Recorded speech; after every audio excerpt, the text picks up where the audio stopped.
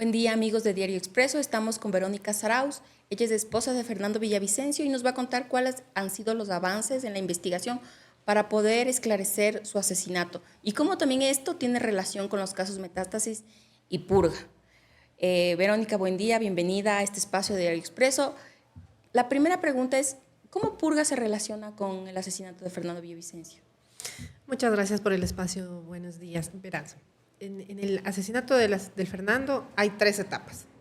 La etapa de los autores materiales, que ya fue llevada al proceso de juicio recién, la etapa de los autores materiales y la etapa de la negligencia que tuvo la policía en el cuidado de la vida del Fernando. Estas 3 etapas son muy importantes. Recién acabamos de pasar la primera.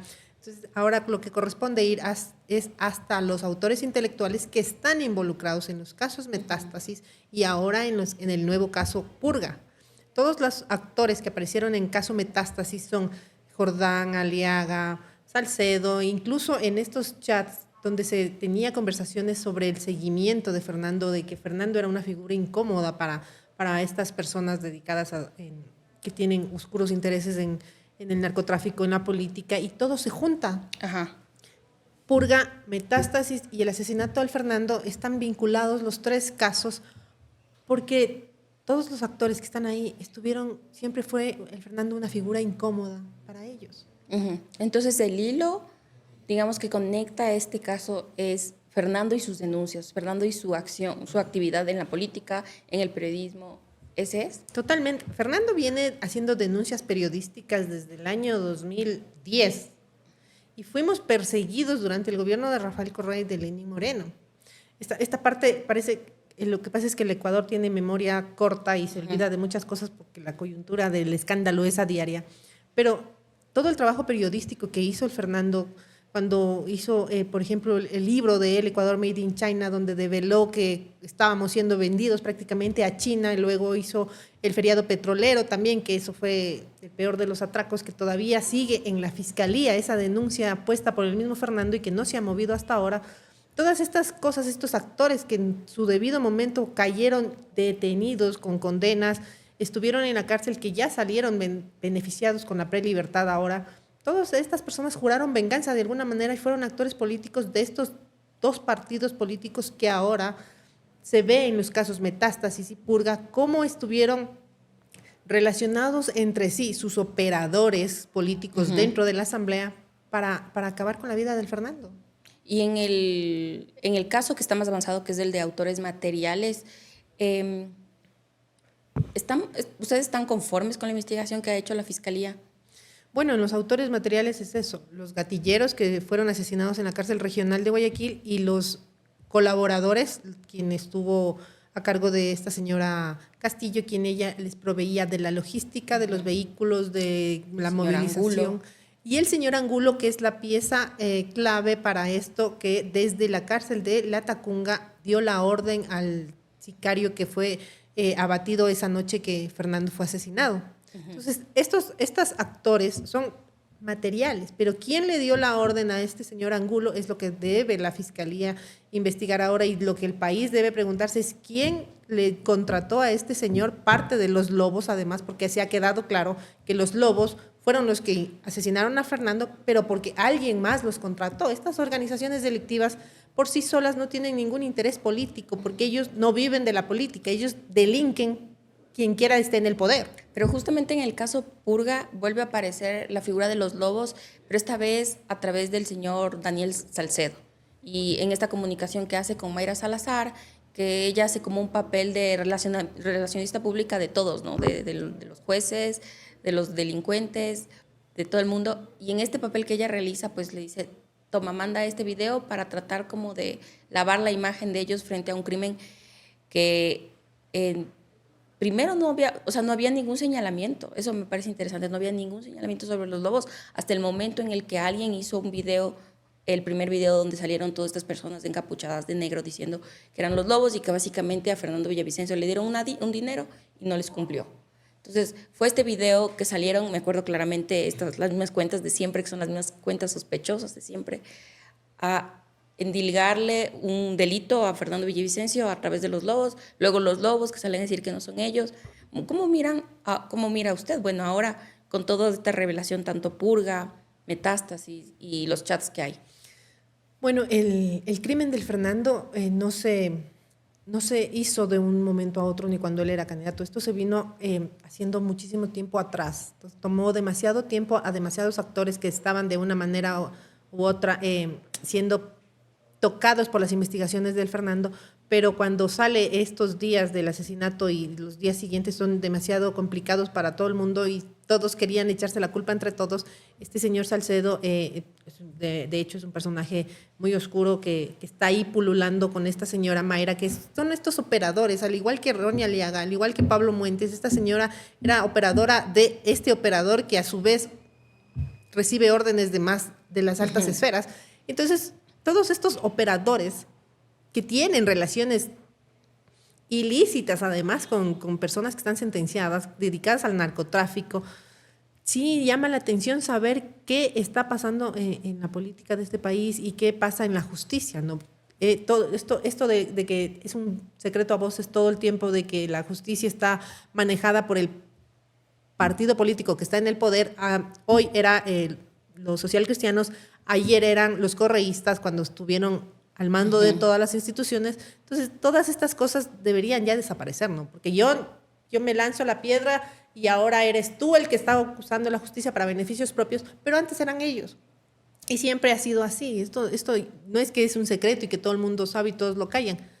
Lamentablemente el sistema es así y quien quiera denunciarlo Termina muerto. termina muerto, termina hundido, termina preso o simplemente lo desaparecen como hubo antes. Uh-huh. Y justamente el tema, por ejemplo, de que Daniel Salcedo es un operador oscuro, pero él responde a otras personas. ¿A quién cree que responde? Aparte de sus propios intereses, el narcotráfico está penetrado en todas las instituciones y hasta en la política. Ya no podemos hacernos de la vista gorda. O sea, el crimen del Fernando fue un crimen político donde estuvieron involucrados políticos que a su vez manejan estos oscuros personajes que tienen vínculos con el narcotráfico, con estas personas que se dedican a lavar dinero. No podemos seguir pensando que lo que le hicieron a Fernando solo fue un acto de delincuencia organizada. Eso no es cierto, eso no pasa en este país ya. Pero digamos que justo en la primera investigación que hace la Fiscalía, que es sobre los gatilleros o sobre los autores materiales, todavía no se ha dicho oficialmente, la Fiscalía no ha hecho esta relación de que el caso es un caso político. Bueno, la Fiscalía ha hecho un trabajo justamente con los autores materiales, pero en esta parte de los autores materiales hay un dato interesante. Estas personas que fueron capturadas la noche del asesinato del Fernando venían siendo seguidas por la policía en otro caso, que ya se venía siguiendo por narcotráfico igual. Por eso actuaron con la agilidad que actuaron esa misma noche. Yo no estaba en el país, pero entiendo que les capturaron a las 11 de la noche y ya estaban capturados casi todos los sicarios que luego terminaron siendo asesinados en la cárcel. Uh-huh. Y ¿qué pasa con el tema digamos, como personaje de la cárcel? Porque en la cárcel se planificó una parte del asesinato. Desde la cárcel salió la orden. En la cárcel siguen operando las mismas mafias. Desde la cárcel, Daniel Salcedo hablaba de cómo él podía tener, cuando hablaba con Leandro Norero, ¿no? Cómo tenía todos estos beneficios de que salían, de que entraban, de que era un hotel. ¿Y qué pasa con el sistema carcelario, que también fue denunciado por Fernando Villavicencio cuando estuvo de asambleísta, ¿no? La cárcel es un estado dentro de nuestro estado, porque ahí ellos se manejan solos. Ahí el Estado no tiene competencia, el Estado no tiene el control de las cárceles. Recién ahora, cuando el presidente actual envía a los militares, es que logran recobrar un poco el control de las cárceles. Sin embargo, se les han fugado varios presos, se les ha fugado Fito y se les ha fugado Colompico. Uh-huh. Figuras claves para este asesinato, e incluso en el caso Metástasis también están involucrados estos dos personajes que se les fugó misteriosamente a este gobierno. ¿Y ustedes qué piensan justamente de tratar de hacer justicia en medio de todo este sistema que, como hemos tenido ya algunos la oportunidad de mirar en el caso Metástasis, es jueces que se venden por cualquier cosa, desde $1,000 solo para no hacer una audiencia, o incluso los funcionarios públicos que están dispuestos a que el sorteo no se haga de forma correcta, sino que, bueno, vamos a direccionar a alguien. ¿Cómo ha sido para ustedes enfrentar a este sistema judicial en esa búsqueda de justicia? Recién vamos a empezar en el proceso del juicio. Todo lo que había antes eran las investigaciones y la instrucción fiscal. Recién vamos a entrar. Entiendo que todos los jueces estarán temblando de miedo, que ya mismo les cae la fiscalía, porque con honrosas excepciones hay jueces honestos, los hay, así como hay fiscales honestos, pero también hay los deshonestos y los que se prestan para este tipo de actuaciones. Así que yo espero que en nuestro proceso la jueza que lleva a cabo haga su trabajo adecuadamente, porque tiene la mirada de todo el Ecuador, no solo nacionalmente, sino internacionalmente, porque el caso fue de conmoción internacional también. Pero en todo este proceso recién vamos a entrar al sistema judicial. No se ha empezado, porque estaban dilatando todo el tiempo que llegar a la formulación de cargos tomó casi 4 meses después.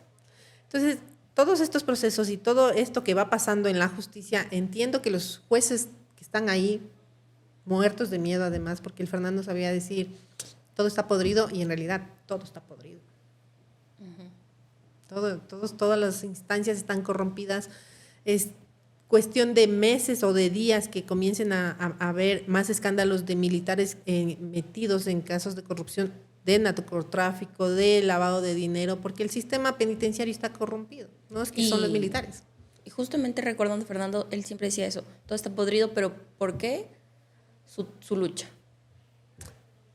Fernando da este salto del periodismo a la política, porque ya desde el periodismo ya se sentía, ya sentía muchísimas cosas que ya no se podía hacer en la justicia. Él denunciaba y las denuncias se quedaban ahí, pero desde cuando fue asambleísta ya tenía otro tipo de poder ya decir, ¿qué está pasando con esto? En serio, muévanse, hagan algo. Y luego da el salto a la candidatura a la presidencia de la República para tratar de cambiar, ¿no? Porque ya sabemos quiénes nos robaron, cuánto nos robaron y cómo nos robaron. Ahora había que hacerles devolver la plata que se llevaron, que en ningún caso de las sentencias se ha hecho devolver. Fernando quería cambiar este país, y estas personas que estaban ahí, dueños de los partidos políticos, no iban a permitir que eso pasara.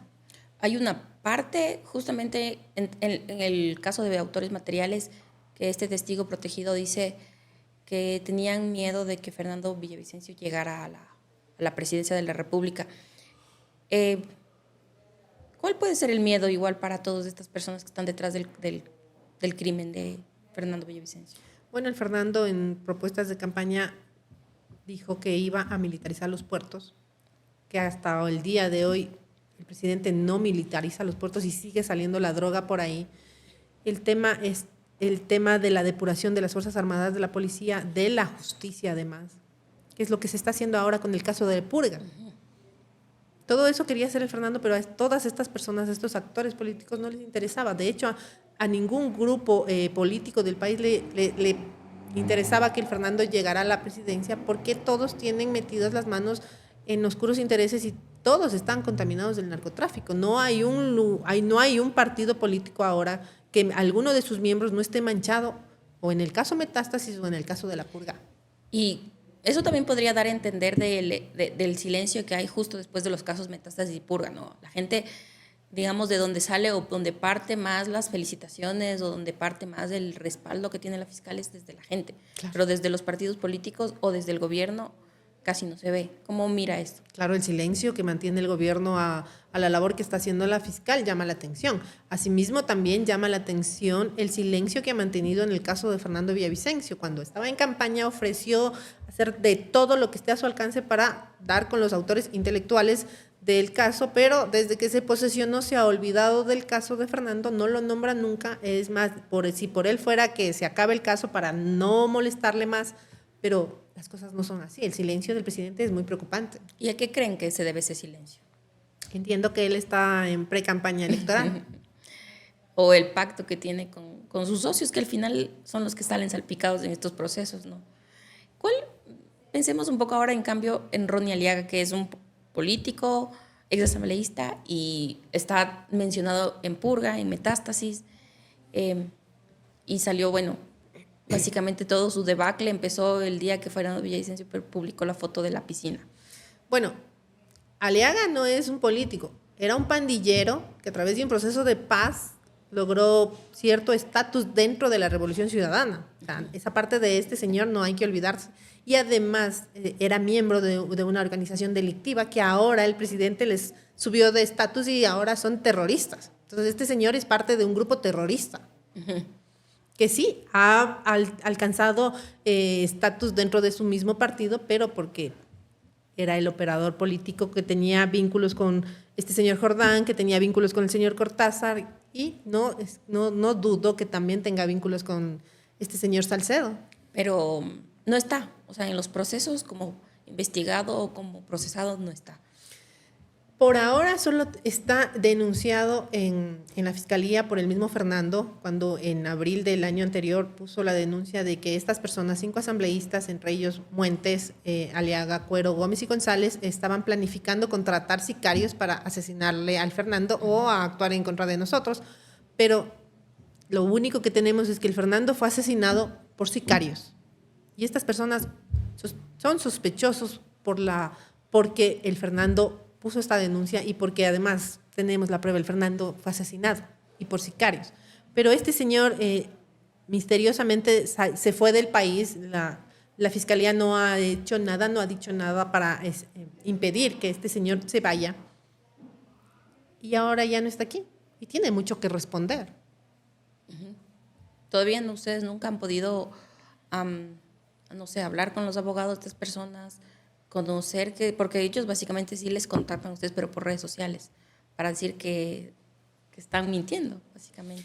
Bueno, la versión que da este señor Aliaga en la denuncia del Fernando, ojalá se pudiera hacer pública, es un extracto de mentiras que dijo en ese momento, porque supongo no pensó que iba a explotar Metástasis ni Purga.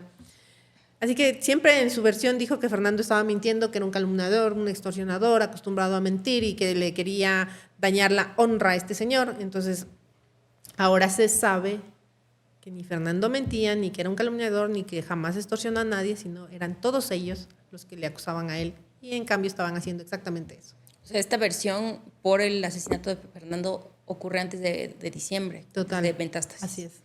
¿Y qué otras versiones han dado otros personajes también antes de Metástasis y en donde quedan como esclarecido que mintieron? De hecho, el señor Muentes fue llamado a la versión del asesinato del Fernando y entre las preguntas que le hizo la fiscal le pregunta, ¿cuándo fue usted la última vez que usted vio a Fernando Villavicencio? Y le dice, en la asamblea antes de la muerte cruzada. Y eso es mentira porque 2 días antes de ser Fernando asesinado se encontró con este señor Muentes y con el señor Jaime Nebot en una radio de Guayaquil. Tuvieron un altercado en una radio además. ¿Y qué es lo que pasó ahí? Bueno, estos señores nunca andan solos, ¿no? Siempre llegan acompañados de otras personas y estas 2 personas le tomaron fotos al Fernando y claro, salió este señor Muentes y el señor Nebot burlándose del Fernando que estaba ahí. Y justamente ahora Nebot dice que básicamente no conoce, dice que Muentes no es realmente tan cercano, no tiene tanto poder dentro del partido. ¿Usted qué cree? Bueno, así mismo es, cuando caen en desgracia, el desconocimiento de sus líderes siempre es así. Yo ni le conozco, ya mismo dicen que no le conocen a Ronnie Aliaga, que estuvo presente y muy fuerte en la campaña que pasamos recién. No fue candidato, pero estuvo presente todo el tiempo en la campaña. Y entre Muentes, Aliaga o el señor, no sé, Gómez, ¿qué tienen en común ellos? Porque Gómez o Cuero, por ejemplo. Porque ellos, algunos 2 fueron, Aliaga y Muentes, por ejemplo, muy mencionados. Pero Cuero no tanto, realmente, las últimas etapas de Fernando. Están ahí en la denuncia y tiene que la fiscal investigar qué parte de participación tuvieron cada una de estas personas y por qué Fernando las acusó, con nombre y apellido además. Él tenía al final, no sé si es que también recibió más amenazas, porque me acuerdo claramente el tema de la moto que pasó por la casa de ustedes y disparó. Pero aparte de estos hechos, también hubo otras alertas previas. Siempre hubo amenazas, todo el tiempo. El problema de que cuando te llegan amenazas todo el tiempo, son amenazas y ya creo que bajas la guardia y dices, si solo amenazan no pasará nada. Y claro, se activan las alertas cuando disparan en mi casa. Hasta el día de hoy, la policía no ha podido dar seguimiento a esa investigación. Está ahí, en el olvido también. Y de hecho es interesante este evento porque a partir de ese evento es que la policía le da una camioneta y le pone 2 policías más al cuidado de la cápsula del Fernando, que para ese entonces eran solamente 3 personas. Y justamente ya llega el tema de, o sea, la tercera, digamos, parte de este caso, que sería la investigación por la responsabilidad de la policía. ¿Cómo está? ¿Cómo han avanzado? ¿No avanzado? ¿Qué versiones se han dado?